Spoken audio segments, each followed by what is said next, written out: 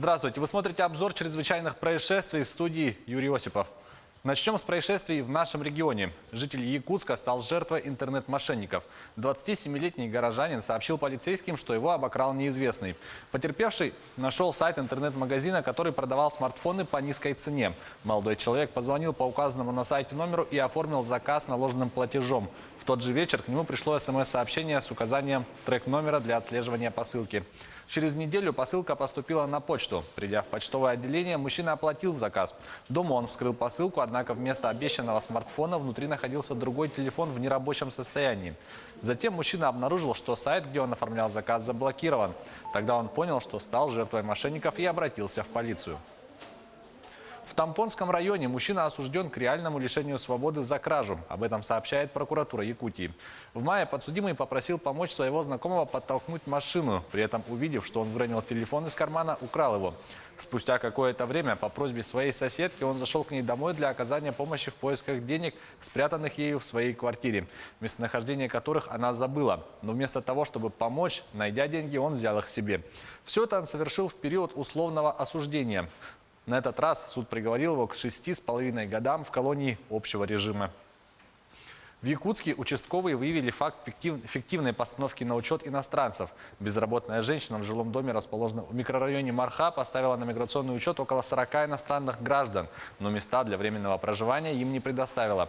За оказанную услугу женщина получала от 3 до 5 тысяч рублей с человека.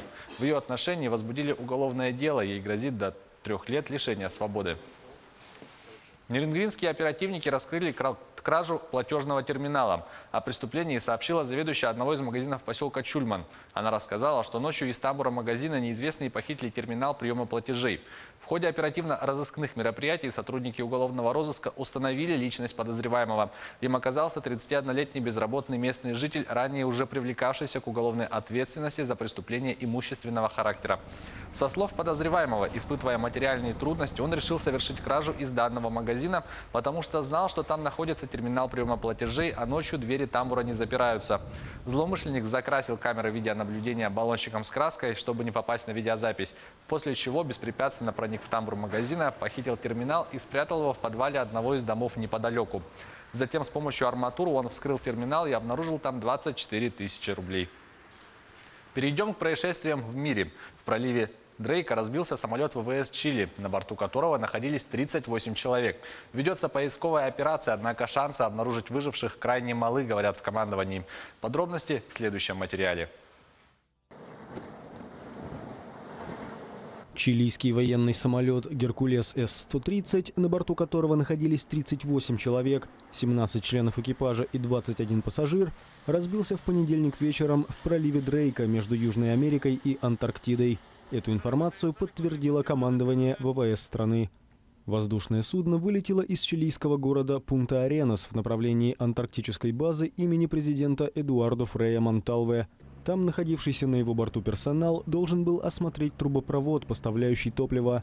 Примерно через час после вылета экипаж перестал выходить на связь. Регион, где пропал самолет, это практически нетронутый Дикий океан с населенными пингвинами, айсбергами. Национальные и зарубежные воздушные и морские суда прочесывают поверхность воды в поисках выживших. Что могло стать причиной падения, пока неизвестно, говорит генерал чилийских ВВС Франсиско Торрес. Метеорологические условия для полета были благоприятные. Именно поэтому рейс был запланирован и отправлен. На данный момент мы не рассматриваем плохие погодные условия в качестве основной версии. Другие факторы также расследуются. Однако руководство Чили и военно-воздушных сил страны признают, что шансы найти выживших крайне малы и продолжают уменьшаться с каждой минутой. Это была рубрика «Чрезвычайные происшествия». Берегите себя и до встречи в эфире.